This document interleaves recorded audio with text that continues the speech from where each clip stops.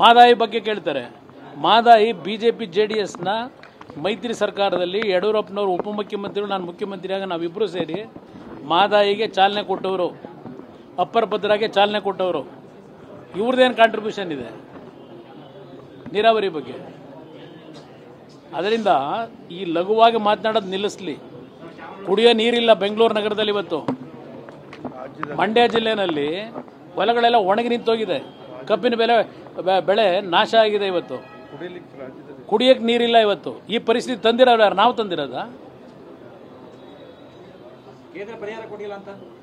ಯಾವ ಪರಿಹಾರ?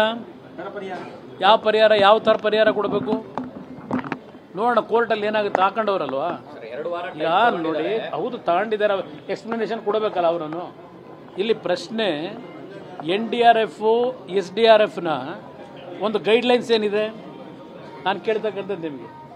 NDRF SDRF ಇರ್ತಕ್ಕಂಥದ್ದು ಆ ಗೈಡ್ಲೈನ್ಗಳಲ್ಲಿ ಫೈನಾನ್ಸ್ ಕಮಿಷನ್ ಏನಿದೆ ಪ್ರತಿ ವರ್ಷಕ್ಕೆ 5 ವರ್ಷದ ಒಂದು ಬಾರಿ finance commission. Veeresh pre school business ಮಾಡಿ 10 ಲಕ್ಷಕ್ಕೂ ಹೆಚ್ಚು ಗಳಿಸ್ತಿದ್ದಾರೆ. ನೀವು ಕೂಡ ಅವರಿಂದ ಕಲಿಬೇಕಾ? ಅವ್ರ ಜೊತೆ ವಿಡಿಯೋ ಕಾಲ್ನಲ್ಲಿ ಮಾತಾಡಬೇಕಾ? ಈಗಲೇ ಫ್ರೀಡಮ್ ಆ್ಯಪ್ ಡೌನ್ಲೋಡ್ ಮಾಡಿ. ರೆಕಮೆಂಡೇಶನ್ ಏನಿದೆ, ಯಾವ್ಯಾವ ರಾಜ್ಯಕ್ಕೆ SDRF ಅಡಿನಲ್ಲಿ NDRF ಅಡಿನಲ್ಲಿ ಹಣವನ್ನು ಕೊಡಬೇಕು ಅಂತಕ್ಕಂಥದ್ದು ತೀರ್ಮಾನ ಆಗಿರ್ತದೆ. ಇದು ವಿಶೇಷವಾದಂಥ ಪ್ರಕರಣ ಅಂತ ಕೊಡಬೇಕು ಅಂತ ಹೇಳಿ 18,000 ಕೋಟಿ ಕೊಡ್ಲಿಕ್ಕೆ ಸಾಧ್ಯವಾ? ದೇಶದ ಇತಿಹಾಸದಲ್ಲಿ ಸ್ವಾತಂತ್ರ್ಯ ಬಂದ ನಂತರ ಯಾವುದಾದ್ರೂ ರಾಜ್ಯದಲ್ಲಿ ಇದೇ ಕಾಂಗ್ರೆಸ್ ಸರ್ಕಾರ ಆಡಳಿತದಲ್ಲಿತ್ತಲ್ಲ 50 ವರ್ಷ, ಎಲ್ಲಾದರೂ ಕೊಟ್ಟಿದ್ದಾರಾ 18,000 ಕೋಟಿನ? ಕೇಳೋದಕ್ಕೂ ಒಂದು ಇತಿಮಿತಿ ಇರಬೇಕಲ್ವ? ನೀವು ಕೆಲಸ ಮಾಡ್ತಕ್ಕಂಥ ಜವಾಬ್ದಾರಿ ನೀವು ಇಟ್ಕೊಂಡು ಇಲ್ಲಿ ಹಣದ ಕೊರತೆ, ಇವತ್ತದೇನೋ ಕಾರ್ಯಕ್ರಮಗಳು ಅಂತ ಕೊಡ್ತಾ ಇದ್ದಿಲ್ಲ, ಗ್ಯಾರಂಟಿ ಏನೋ ಮತ್ತೀಗೇನೋ ಈಗ 25 ಗ್ಯಾರಂಟಿ ಅಂತಲ್ಲ. ಈ ಗ್ಯಾರಂಟಿಗೆ ತಡ್ಕೊಳಕ್ಕಾಯ್ತಿಲ್ಲ ಸರ್ಕಾರ ನಡೆಸಲಿಕ್ಕೆ. ಈಗ ಅದೇನೋ ಕೊಟ್ಕೊಂಡಿದ್ದೀರಲ್ಲ.